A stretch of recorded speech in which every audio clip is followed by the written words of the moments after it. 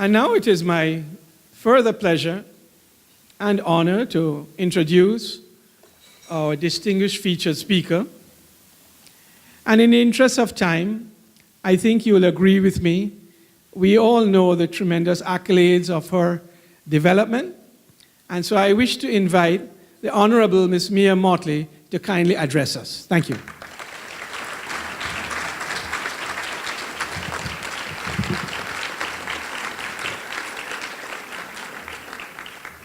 Thank you very much, Lalu.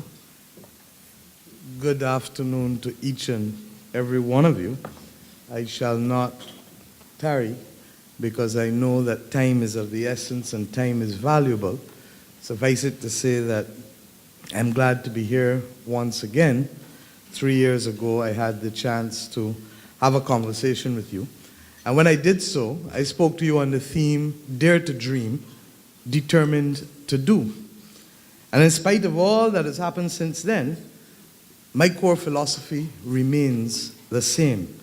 Dare to dream, determined to do. It symbolizes both the spirit and the spunk that all Barbadians need to find deep within if we are to save our country and our way of life. And so today we renew this conversation 3 days before we turn 47. The truth is, all of us know what birthdays mean. And birthdays, particularly those that are on the eve of milestones, cause us to reflect. And it shall be no different today, for in 3 years' time we shall be 50. And unless we know where and what we want to do when we are 50, if we don't know that now, we cannot guarantee where we shall be on November 30th, 2016. And I hope and pray that we will recognize that this year, therefore, must not be about blowing out a candle and making a wish, but in fact, about preparing the way forward for that 50th milestone.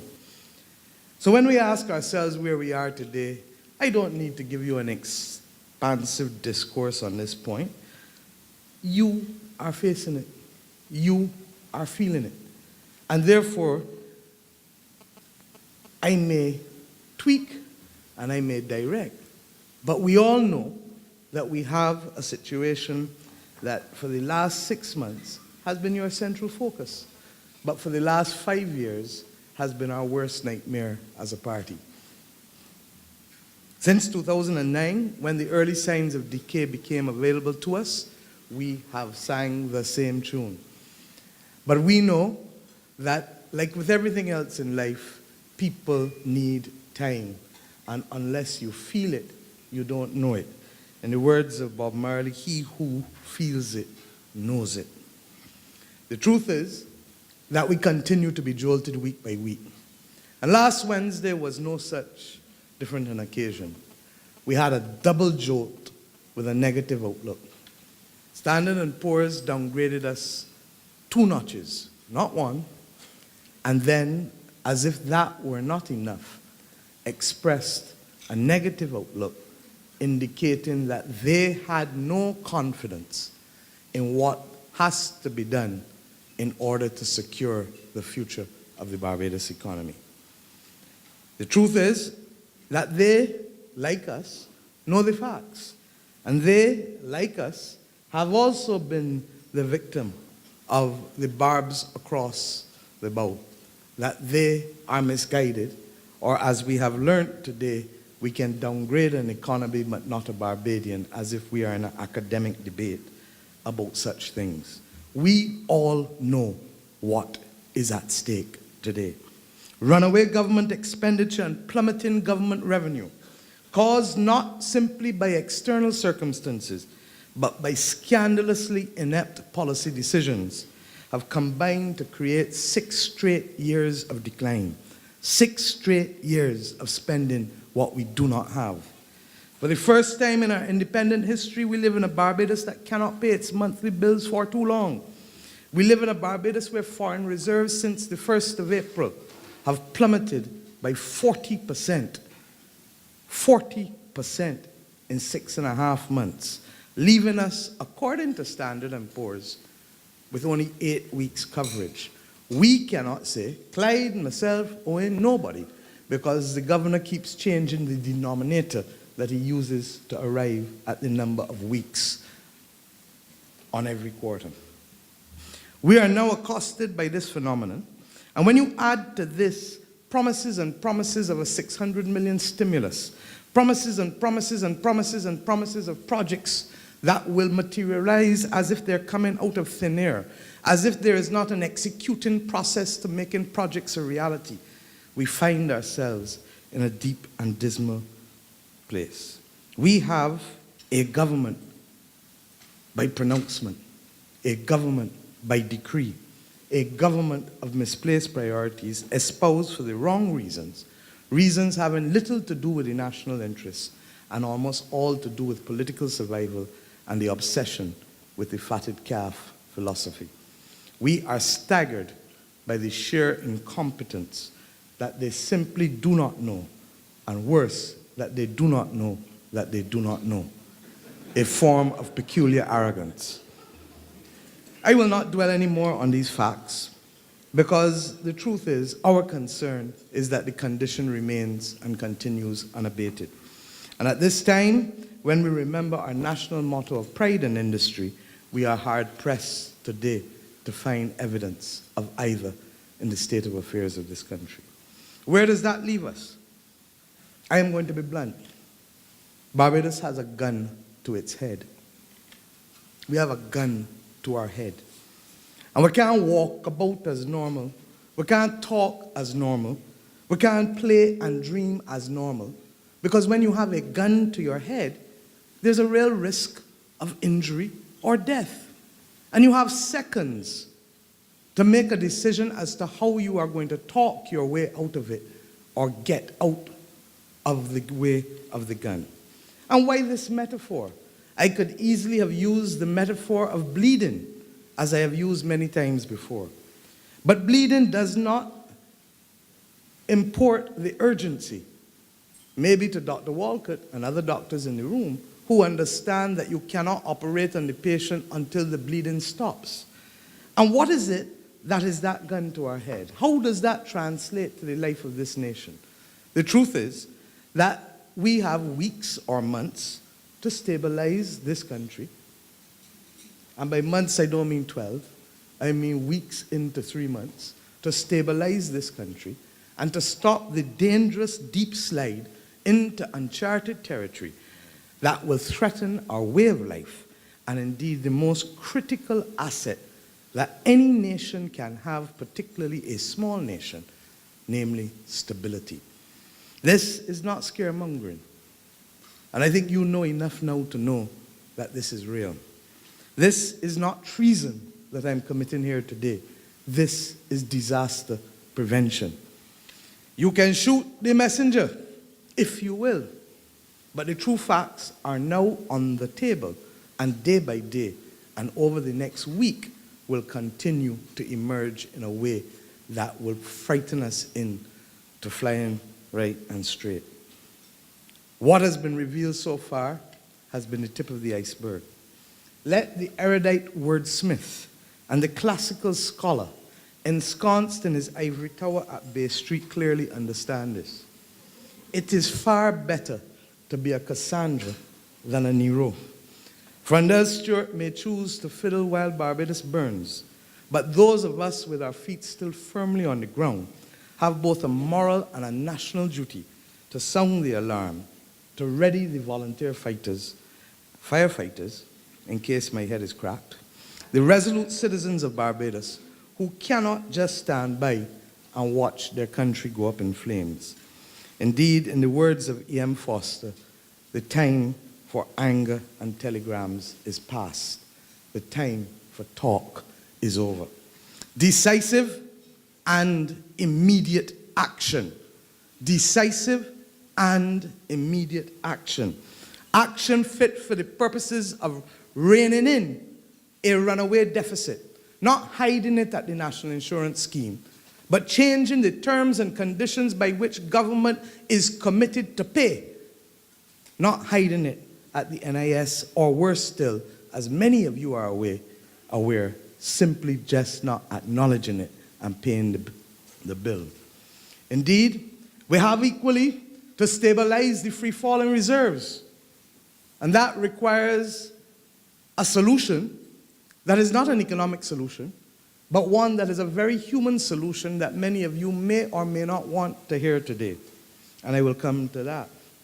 And 3, jump-starting the growth that is so critical in this economy, because without growth, we will literally implode. And finally, protecting the vulnerable and the marginalized whose numbers increase regrettably day by day. And not just from the working class, but from all levels of society, because most people in this country are 6 months from poverty, if not receiving a paycheck. And what and who is the only entity that can make a difference in this country?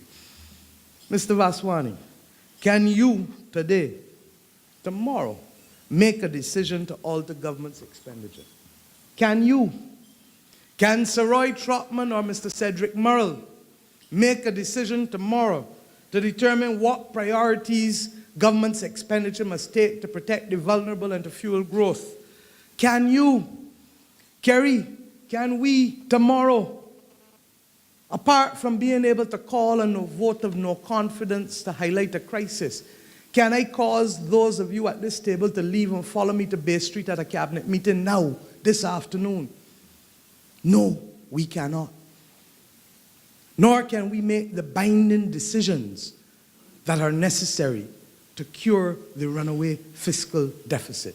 And if I achieve nothing else here today, it is for you to understand that there are only 19 people, 20 people in a cabinet who can make the decision. Not even the backbenchers, James Paul, Mara Thompson, and Michael Carrington, can make the decision. It is only the cabinet of Barbados. And in a brief civics lesson, why the cabinet? We have a government that has legislature, judiciary, and executive. Those are the 3 branches of government. And the executive, to use a frontalism, is the only entity that can execute. And hence, if they are the only entity that can execute, they are the only entity that can take the decisions either to tax or to cut expenditure to stop us from being in the grossly profligate position that we are, where we cannot pay our bills. This point must be understood by all Barbadians. And it is our civic duty to let people know that the only entity, all of the requests, we need an alternative. Put your shoulders to the wheel. All of us are Bajans. Get into the ring. Help do this. What can we do to stop the bleeding? What can we do to move the gun from our head? The bald reality is that we have a role to play once that is done. Once the bleeding is stopped and once the gun is moved from your head. But until such time, all of these entreaties to play your part mean nothing if the executive listens to no one, blames everyone, and does nothing except put the car in reverse and beat a hasty retreat. You can keep presenting the alternatives till the cows come home. Believe you me. And we have done so consistently over the last 6 years. Up to last week, we put before the House an offer to form a joint select committee on international transport because you cannot get tourists if you have no airline seats in this country, apart from the cruise tourism. And what is our reality? That we continue to lose legacy carriers, and we continue to do so at a rate that is worrisome, but more importantly, a little country called St. Vincent will, within 12 months, open an international airport, and it will see the loss of 60,000 tourists who come, airline passengers, who currently come through Barbados. And I do not need to tell you the consequences of what reduced airlift further will mean for the existing airlift of Barbados. I ask you today, does the government really understand what they have to do? Or better put, from your experience, can you tell me definitively that they know what to do, and more importantly, do they have the competence and confidence to do so at the right time, in the right way, and believe you me, for the right reasons? The facts speak for themselves.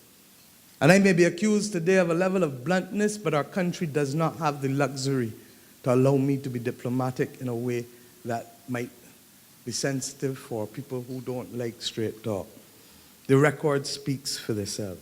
There have been 3 failed attempts in the last 3 years to stabilize this economy. A medium-term fiscal strategy that came out in February, March 2010 failed. A revised medium-term fiscal strategy that was revised later that year by the new Minister of Finance, as he then was the current minister, failed by their own admission in April of this year. And then in August of this year, a third approach, incoherently cobbled together, insufficient to undo the damage left by the 2 failed earlier attempts, and remains, as we speak today, largely unimplemented 3.5 months later, after we were told urgent action is required, and after numbers were premised on what would be done even in the 7 months remaining for this financial year. Half of those 7 months have gone, and half of those 7 months have not seen action taken by the very government that tells you that it is urgent. Even if you gave them the benefit of the doubt in August, as many of you did, and even if you did as we did, to say that their actions are insufficient, but we shall wait and see. Whatever approach you took, the evidence now before us cannot be ignored, and it is clear that the strategy pursued in August could not work, has not worked, and will never work. And why? The numbers simply do not add up. The numbers simply do not add up. And if I were to give you the sheet of paper just to do the simple additions, a task that can be done by a primary school child, even they know that 88 from 3,876 cannot give you 3,440. So to suggest to the country that a deficit which you projected to be 9% will miraculously become 5% in March by subtracting 88 million is a nonsense and a charade on which they have carried the country along. Everyone in and out of Barbados knows this, including the government. And they do not need the opposition to tell you this. Until these numbers, however, add up, we will not resolve Barbados' fiscal crisis. We will not stem the decline in reserves. All of this will continue, and we will be at the mercy of third-party lenders who will extract from us the most stringent and unusual conditions, as was done at 9 o'clock last night, when in the midst of the closing of Parliament, and I was not there, Kerry was there, when even as the Minister of Finance was speaking, this document was not even circulated to the opposition until he was ready to stand on his feet. And even though Kerry is a bright boy, he can't speed read 12 pages on his feet of terms and conditions written in 12 font or 10 font, full page. And what came to Parliament then was a desperate attempt to approve and to get authority for a loan of 150 million US with a potential to upgrade for another 75 million US from Credit Suisse in order to buttress, not my language, for budgetary support, including investment in infrastructure projects and to build foreign reserves. And the Minister of Finance told the country last night that this is necessary to carry the foreign reserves up to 1.2 billion.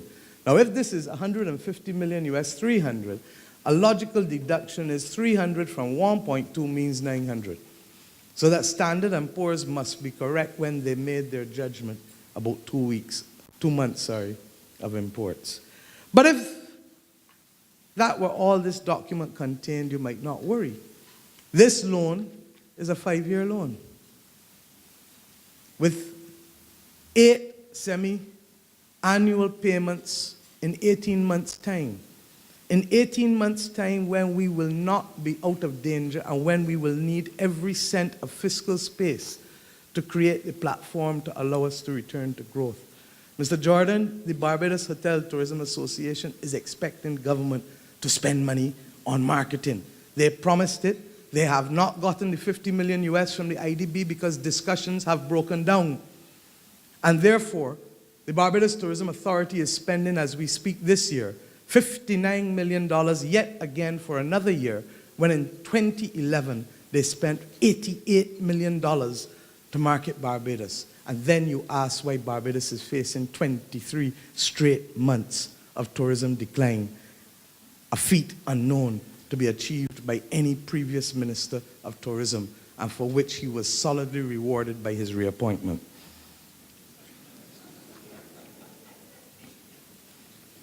Five years, Mr. Williams, at a time when you will be asking for money to be put in place to help you see a government make this economy more competitive.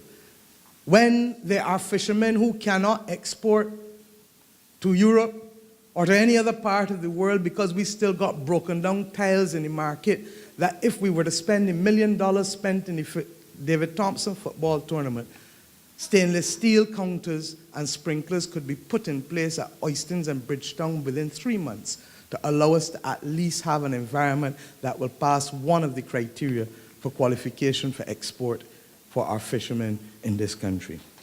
5 years. You have to find now 40 million US a year, excluding of the interest costs. That is just amortization.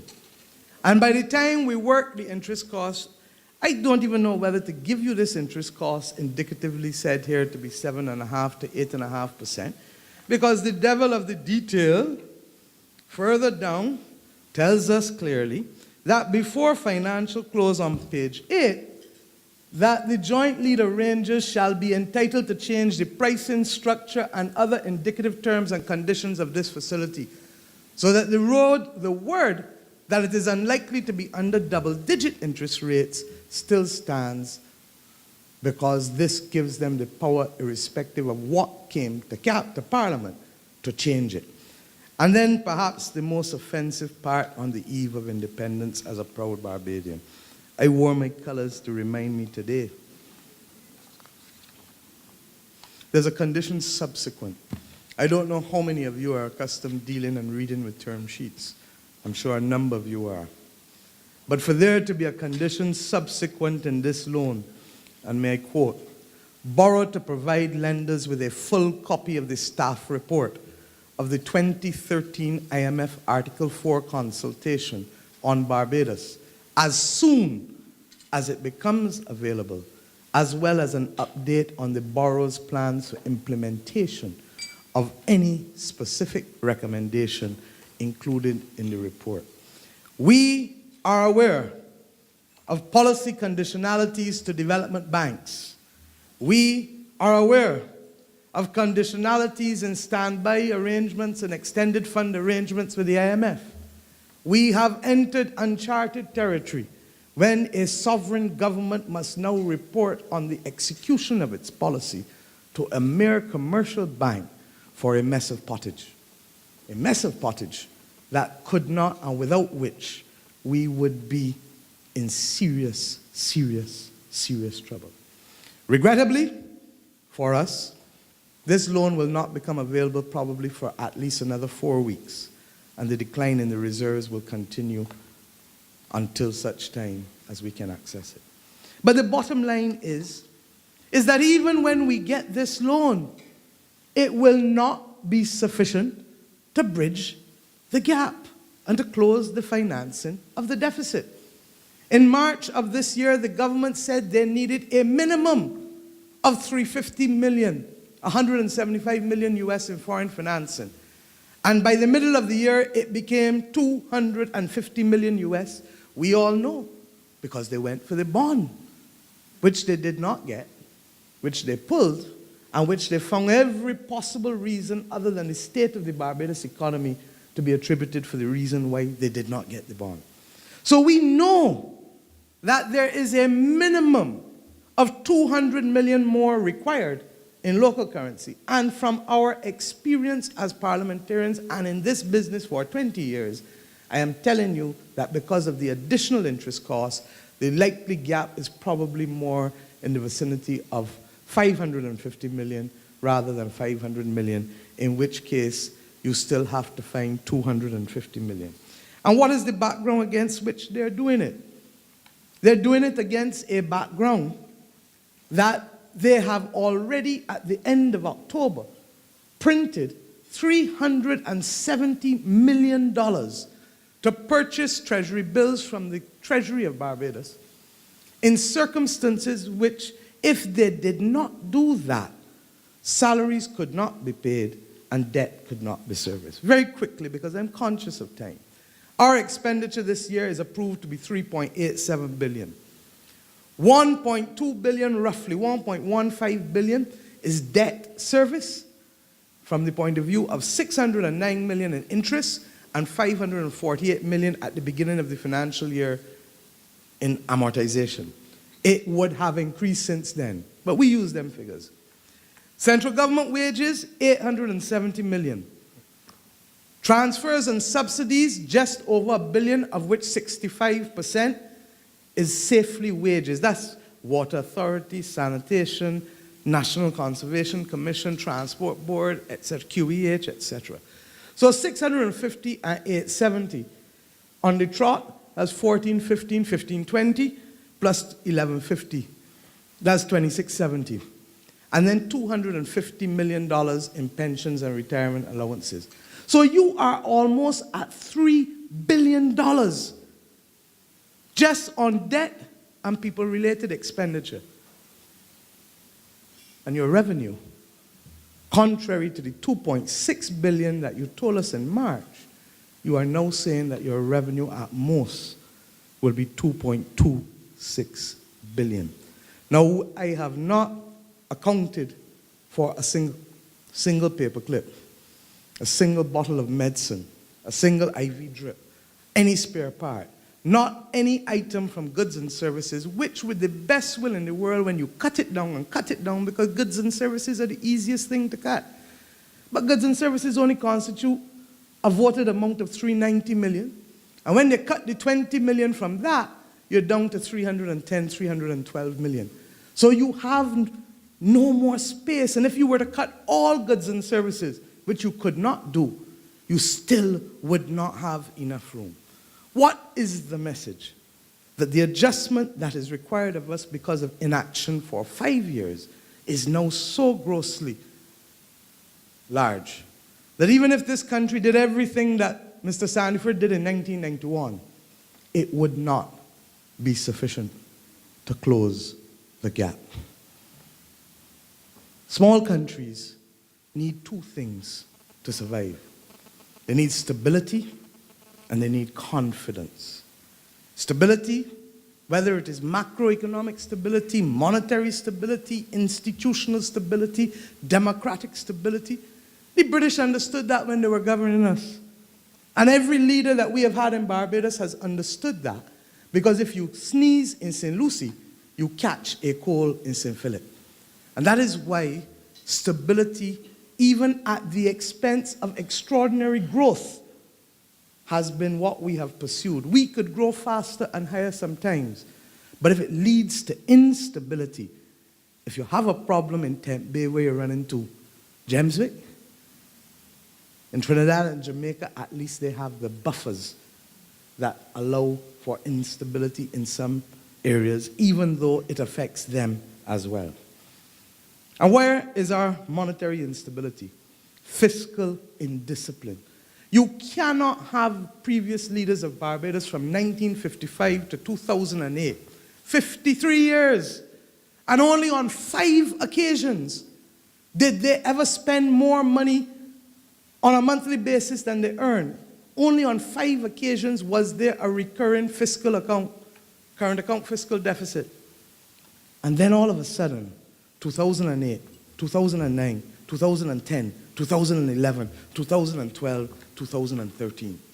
What was an aberration has now become the norm and standard for behavior in government. There's one problem, that it runs directly contrary to macroeconomic stability when you want to maintain a fixed exchange rate. There must be fiscal discipline. There are no two ways. There's however which way you slice it, chop it, cut it. And we have, therefore, reached a point in this country's history, and I am here to confirm and to affirm to you today that the Barbados Labour Party will put fully on the agenda a constitutional amendment that will protect this country from the profligacy and from the unfettered spending of any future government by ensuring that there will be a constitutional limit to the incurring of recurring current account fiscal deficits, taking into account, of course, national emergencies, and I don't mean a bad government, I mean a national disaster. This is known to the rest of the world. In the European Union, it is captured in the Maastricht Treaty, and we confirm our intention to so protect future generations of Barbadians as I speak to you here today. Then there is the critical issue of monetary stability. You know, you have to ask yourself why legislation is drafted in certain ways. People don't just put provisions in there for the sake of so doing. And unlike the provision to protect us from high spending and the need to protect our fiscal deficit to get macroeconomic stability, the central bank actually does seek to go somewhere to provide for monetary stability. And Section 47 says the minister shall give a credit limit. That limits the amount of credit that the bank can give to the government on an annual basis. Then it says, if at any time under Section 48, that credit limit shall be exceeded or monetary stability endangered. For example, when 40% of your reserves fall in 6 months. For example, when you no longer enjoy the confidence to raise an international bond. That if these things happen, the bank, not the governor, has a duty to submit a report to the Ministry of Finance indicating that it has happened, what are the reasons, and what are the recommendations to forestall any further decline. And so important is the process to the national stability of this country that Section 49 says the minister can accept or reject the recommendations.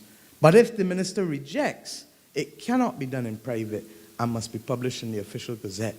So that those things that are necessary to protect monetary stability are on the same level as those things necessary to protect the national security of this country. And what we have is a central bank that continues to print money to purchase securities, not even with the lawful authority of their own board, because the authority which they received in September 2011 carried the limit from $120 million to $250 million for 6 months and 6 months alone to March 2012. We are in November 2013, and the limit and the number of the amount has gone to $372.9 million to be precise at the end of October. This cannot continue. And I say to you that we have, in the 15 questions that I asked the minister last week, I asked him to indicate whether he will agree to amend the Central Bank Act to ensure that in the same way the Central Bank Act puts a 10% limit on approved revenue as a limit for the overdraft of government from the central bank as government's banker, will he agree that we must now put a statutory limit to the amount of primary securities that the bank can purchase from government, which forces them to print money through a back door? If the Minister of Finance does not address this in his statement next week and does not so agree, the Barbados Labour Party will introduce into Parliament the amendment to the Central Bank Act for love of country and in the interest of this nation.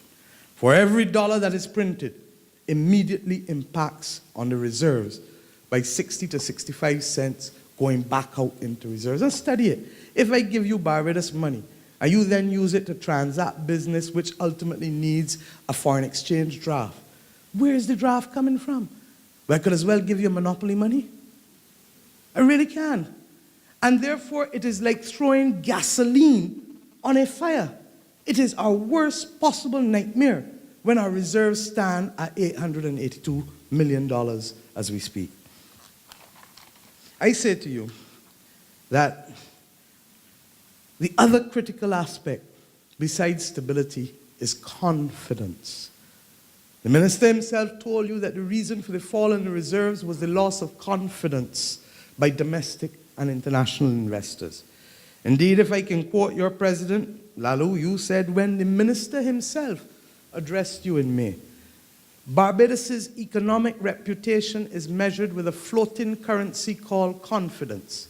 This currency is the highway on which the vehicles of foreign and local investment travel. If the highway is unstable, vehicles cannot travel. Well, Lalu, I can't find more elegant language to state it in. Nothing will happen in this economy until confidence returns. And Clyde will tell you, as will every other economist, that the bad news is there is no economic solution to the return of confidence. It is a human condition, no different from the loss of trust between a husband and wife, a mother and child, a boss and a worker. It is a human condition, or if we were in political economy discussions, we would say it is a political solution, but I say no more on that solution for now. Suffice it to say that you have to ask yourself, how do you get confidence? Confidence must rest on competence. Confidence must rest on consistency. Confidence must rest on coherence and clarity. Confidence must rest on frankness and fairness. Confidence cannot rest on silence or confusion or covert action or indeed corrupt practices. Ask yourself, when last has this government inspired confidence by being frank? Have you instead not been presented with a movable feast of inconsistent and incomplete facts? And I give you but one today. When the governor of the central bank brought out the September 30th report, which, by the way, is getting shorter and shorter because it went from 7 or 8 pages now to 2 pages because they have nothing to say or they're embarrassed to say. All of a sudden, you see some blank spots in table 1, first table, economic indicators.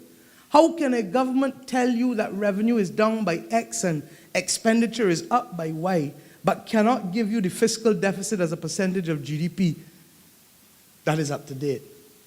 When they had it. And when we had it, I now know why they didn't want to give it to you. Because for the first time, that fiscal deficit has now gone into double-digit figures. Barbados' deficit on the 30th of September was minus 10.8%. Not the 9% that Minister Sinclair told you about in August. Sorry, 10.8%. It is in the realm of absolute danger. It is indiscipline of a kind that not even the most hard-eared child known to mankind could compare to. Has this government inspired confidence in you in the manner in which it has treated the sandals? We welcome sandals. In fact, I met with Mr. Stewart. I mean, Butch, not Frandel.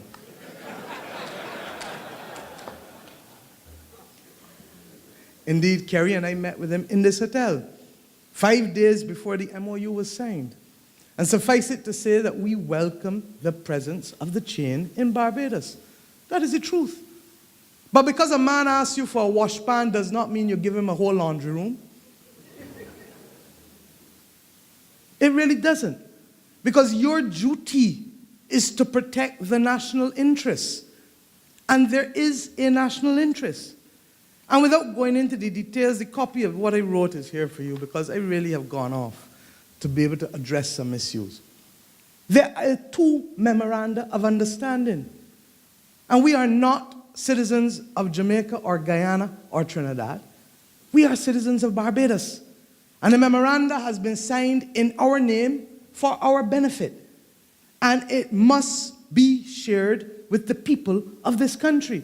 The Barbados Hotel and Tourism Association, with all due respect, cannot ask for like treatment based on the presence of one letter unusually signed by a minister that is normally signed by officials.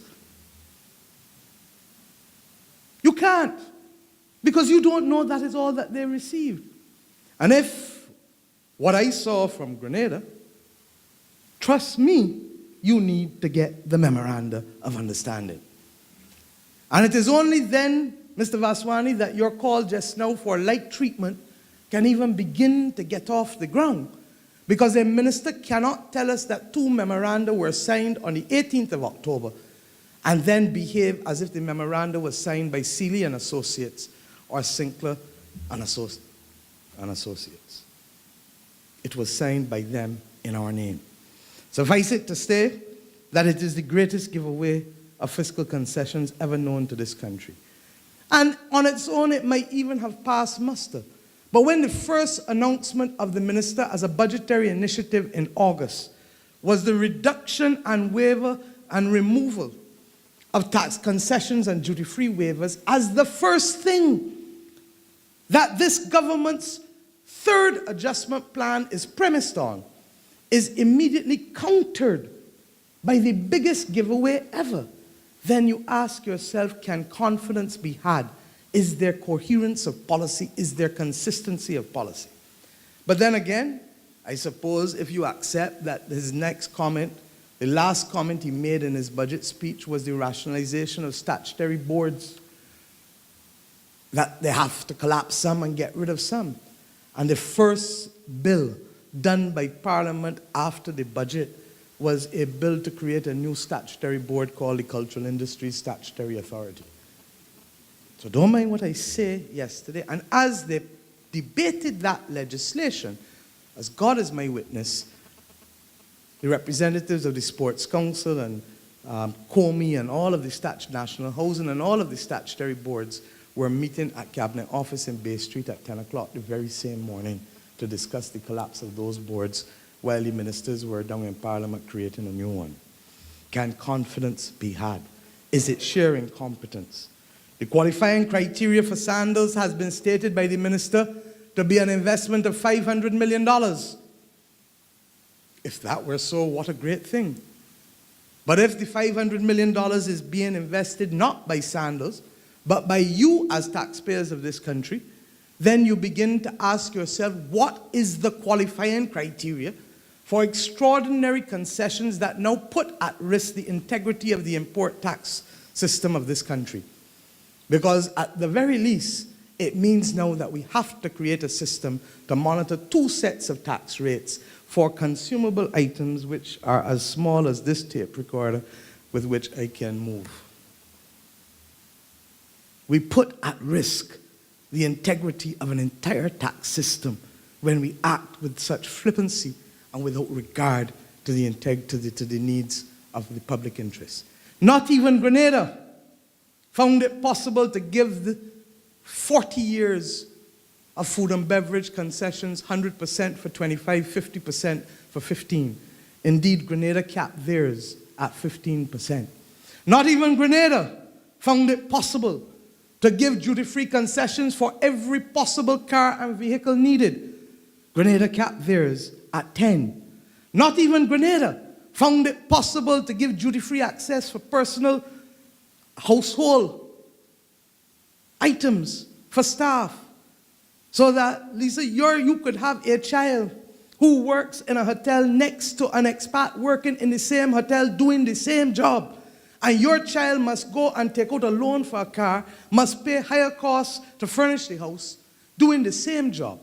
And this is not now BLP or DLP. This is a development challenge that we will have to face as a country.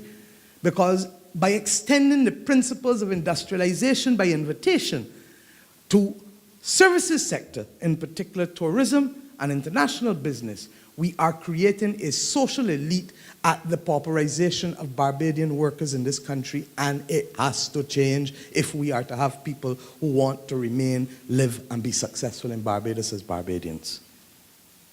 We have to be competitive, there's no doubt. But we cannot do so by gutting out the insides of our own people. There has to be a balance. Do I know the exact balance at this stage? No. Do I know that we have to find it collectively? Yes. And if we don't, your children, more and more, will want to emigrate and will not be here to take care of you in your senior years when you want them next to you. What are the implications for the distributors and the farmers? For the fishermen? For the people selling computers and stationery?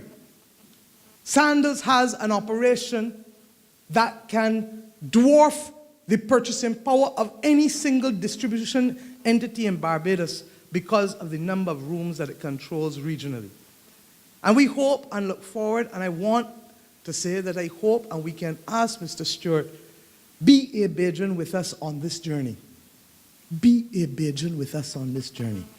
Because if you are a Bajan with us on this journey, and we share with you what is now at risk, then I have every confidence that with mature consideration and discussion, without exposing the government to significant contingent liability, because the premise upon which these concessions have been given is not 500 million investment, but an investment that is in fact reflected by so many other hotels in this country, that it now places on government a further significant loss of revenue that it cannot afford to lose. This issue cannot be resolved by sticking to the law or by going to the law courts, with all due respect to the hoteliers, because what is at stake is the integrity of the tax revenue of Barbados. And what has been displayed has been a crass approach to the governance of this country, all because you wanted to show something before a no-confidence motion was debated. So you judge for yourself whether confidence is there. You judge for yourself whether you are confident when ministers say nothing. Silence is the order of the day.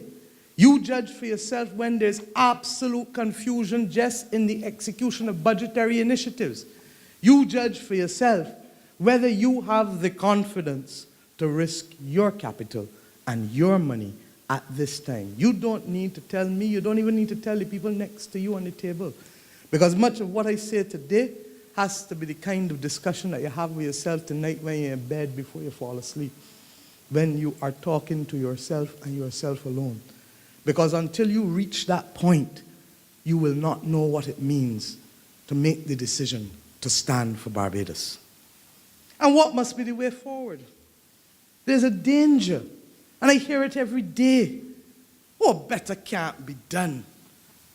People tell us all the time. Trevor will tell you, what different you all gonna do? I must tell you, it is the most hurtful thing for me after 20 years of public life. And it is not born out of arrogance. It is born out of record. It is born out of experience. It is born out of values. To suggest that anyone can equal this government's incompetence in the history of mankind. No, seriously. But I am not going to ask, and let me be real and direct, because I want you to know that what you see in me is what you get. It may not be perfect. I may not equally agree with you on everything, but I will always respect you, and I will always be available to discuss things with you, and I do not need an intermediary for you to speak to me.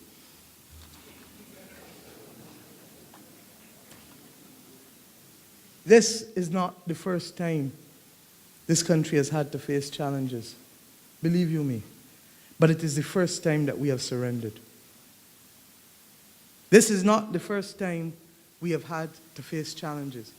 But it is the first time that there has been little or no battle, little or no creativity and ingenuity, little or no summoning of a national will, gathering people together and say, yeah, dark, let me hold your hand, let me walk you through. After 15 minutes of darkness, we know your eyes going to get acclimatized to the darkness. And you start to have a little more confidence to walk on your own. We're not there yet. Not going to tell you that the light at the end of the tunnel is the Facebook cartoon of the Prime Minister yawning. There will be genuine light. There will be genuine light. And therefore, when it is said that there are no alternatives, it causes me to believe that we are beginning to believe the propaganda of the government. For 6 years, you were told it is the international economy, as if it is the international economy that sits at Bay Street and makes decisions or causes matters, policy decisions to take 3 years to reach from Bay Street to Broad Street in Parliament. We are beginning to believe the worst about ourselves. And I stand here today on the eve of independence to tell you that the Barbados I know and the Barbadians I know do not behave in this way. We stand tall, and we dig deep, and we find the resilience to stave off every challenge.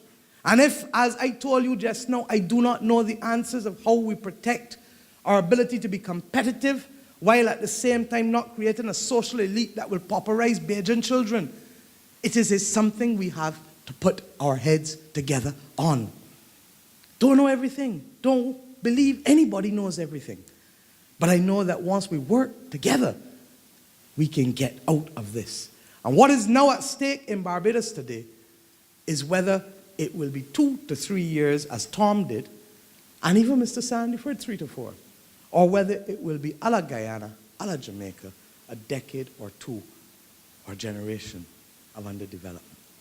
I say to you that we have not addressed many of the options because what we have put out there has been rejected, has been thrown out of the window. And whether we like it or not, we do not constitute the executive. And in order to make some of the fundamentally difficult decisions, you need information.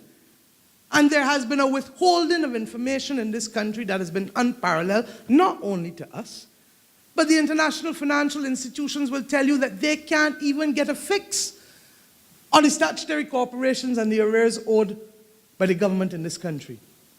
So that, to be realistic, we can speak in general terms about alternatives. But you know that once there, it won't be a case of speaking, it will be a case of acting.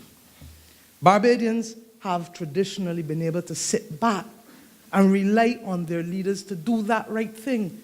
You didn't have to worry about whether Errol Barrow or Tom Adams or Owen Arthur, Brees and John, even Mr. Sandiford at the end of the day, took decisions. Even Mr. Thompson probably would have taken decisions already, even though he put us in this in the first place. What you do know is that you are at the mercy now of the elements. And I say to you that you have to ask yourself instinctively, what is being done every day? Is it for the protection of Barbados or is it for the protection of pensions? It's a serious question. Because if it is the latter, and self-interest is the order of the day at one level, then you have to act in your own deliberate self-interest too. When you have a bad employee and they do not work well, do you keep them?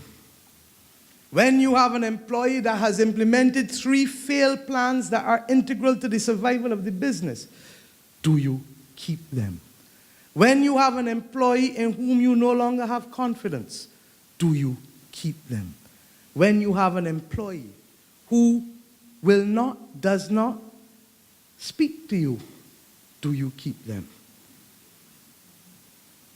Government are the employees of the people.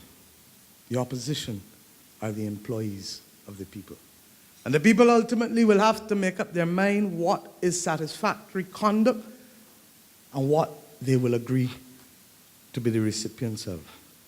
So we know, colleagues, that we live in dangerous times and the turbulence will continue to get worse. Indeed, it is fair to say that the Article 4 consultation next week will probably precipitate action by the government, if only to ensure that another worse report does not come. Because judging from the terms and conditions of this loan, we can take no more worse reports. Economists, respected as they are, across Barbados and the region have come under vicious attack. Whether it is Clyde, whether it is Mr. Arthur, who still is respected across this region in spite of the fact that he's a politician. Whether it is Michael Howard, whether it is Ryan Strawn, whether it is even political scientists like George Bell, whether it is journalists like Patrick Hoyas and others, whoever, all are pilloried, or should I say, in today's Barbados, Hillaried. Everybody is the subject of attack, from the university to the local media to the regional media. Everybody whose view does not equate is the subject of attack. And I ask you, how much longer can it continue? They even attack their own, who say something different, like Hartley Henry and others. Every messenger. And you know, they tell you that it is treasonous to act.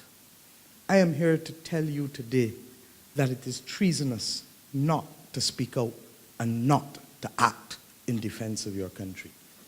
For if a man is kicking you, if a man is kicking you and you say nothing, then he will continue to kick you. And their favorite barb will be, and I'm speaking frankly because this is what you will face in weeks, not months, that you are political. The private sector, as part of a tripartite political arrangement, is but political. What you must not be is partisan. And I don't want you to shout for the Labour Party, and I don't want you to shout for Mia. But I want you to stand up for your country. And I want you to make sure that you are not taking a 6 for a 9 in so doing. When the head of the Intimate Hotels group spoke so eloquently and passionately about the fate of small hoteliers who have invested their life's earnings in this country, attack. We salute her courage. And we salute her courage to speak power to truth for the survival of those Barbadians who held on. When this government asked you, do not send home workers, and you held on.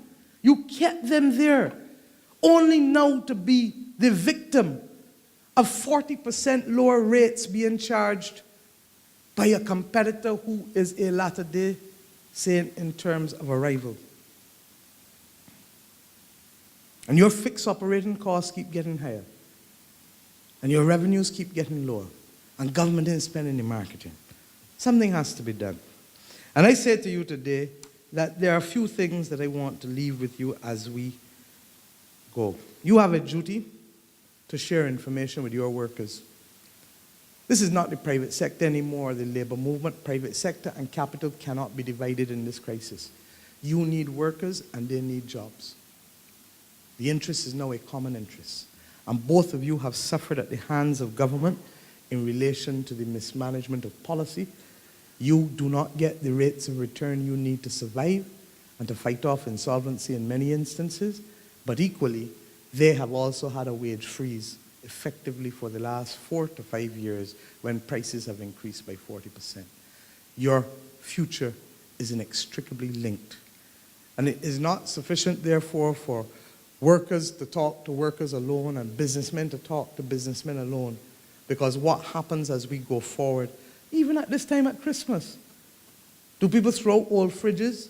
Can they afford to do so? Does the horizon look that bright that they can do it?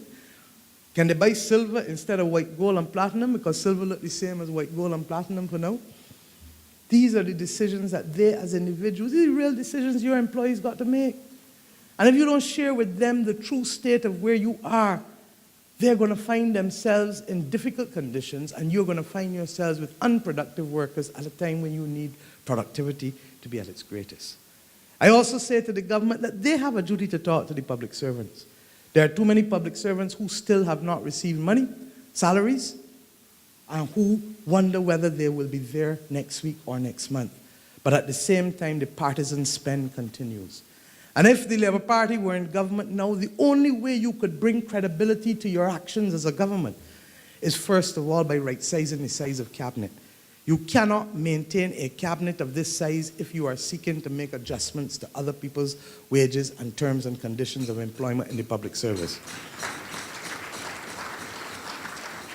You cannot continue the partisan political spend of catering for millions of dollars over a 4-week period for summer camps or constituency councils that are determined by people who hold DLP membership books as to where money goes, instead of that money going to the welfare department, which is overpressured and underprovided by over $2 million this year as we speak.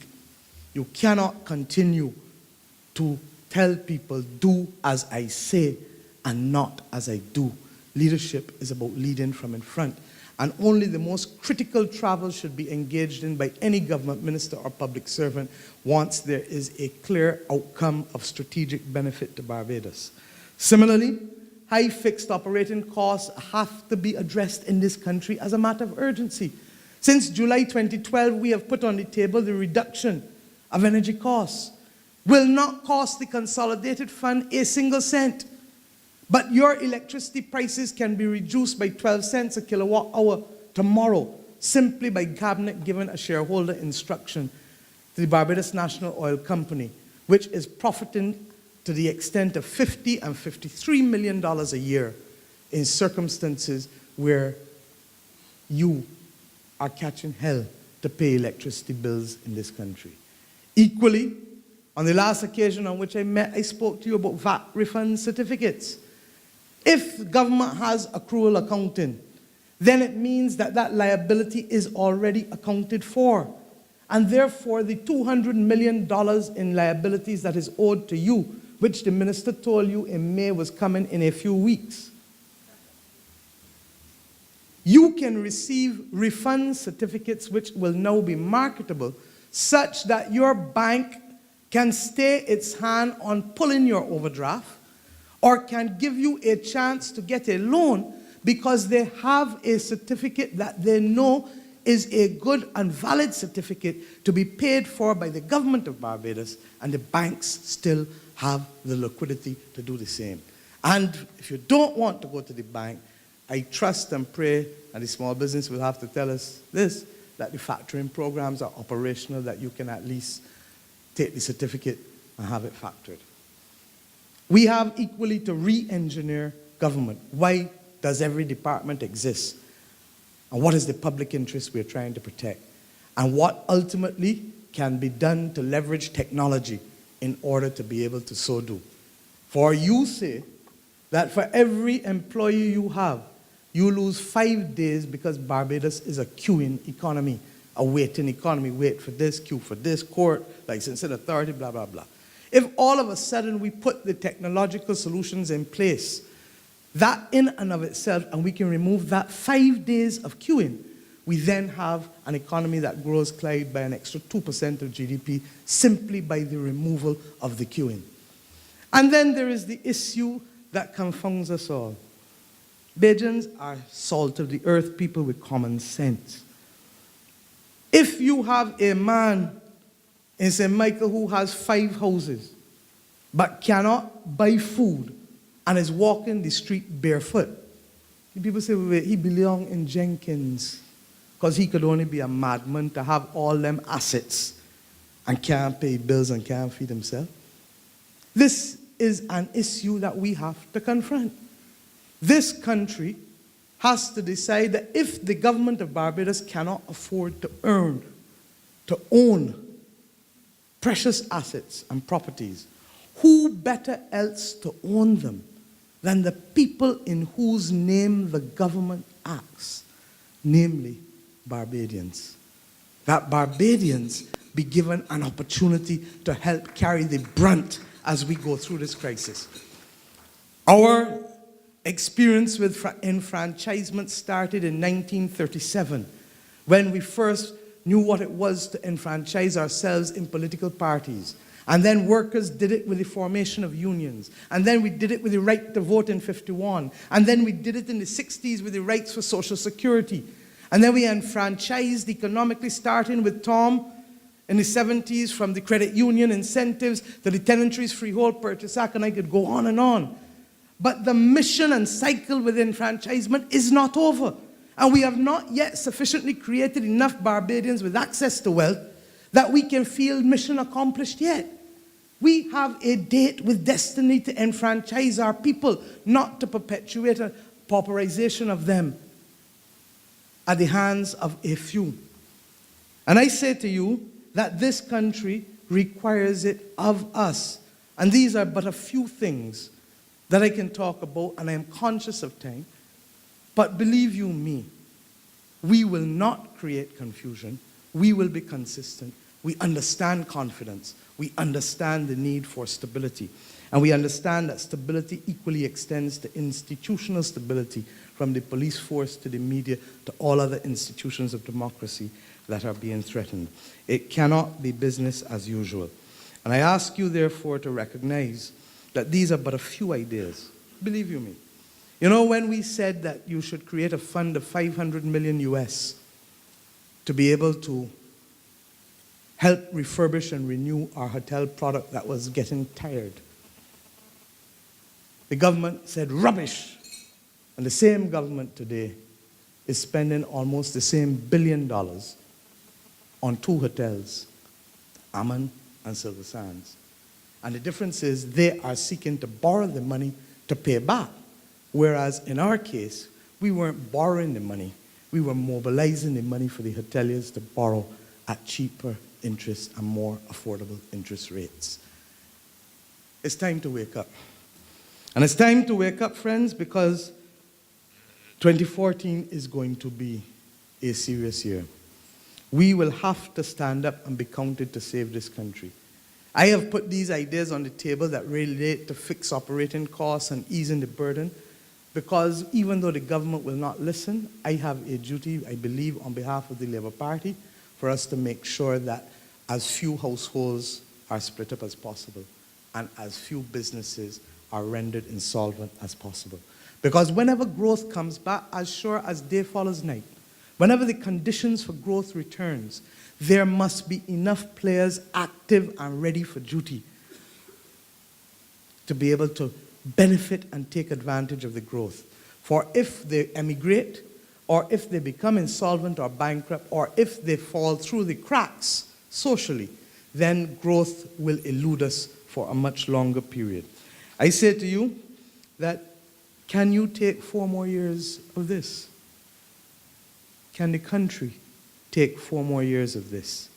Can this government defend and negotiate on your behalf, whether it is with internal entities or whether it is with external players whenever the time comes? Do you have the confidence that their record in negotiating with sandals will cause them to defend and negotiate in the national interest? Or with the Shanique Myrie case? Or with the international business sector that continues to be put on the back foot?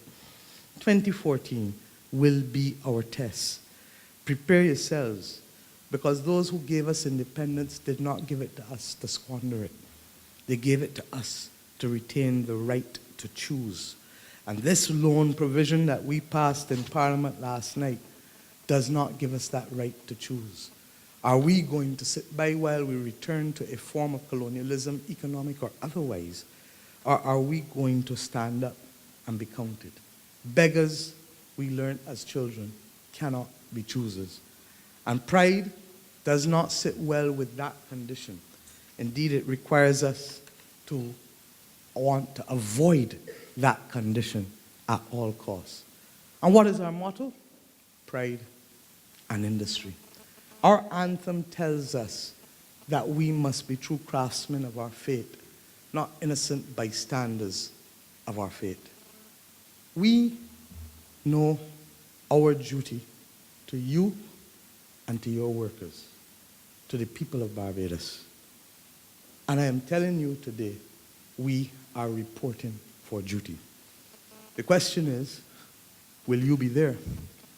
And the question is, will you join the movement for Barbados?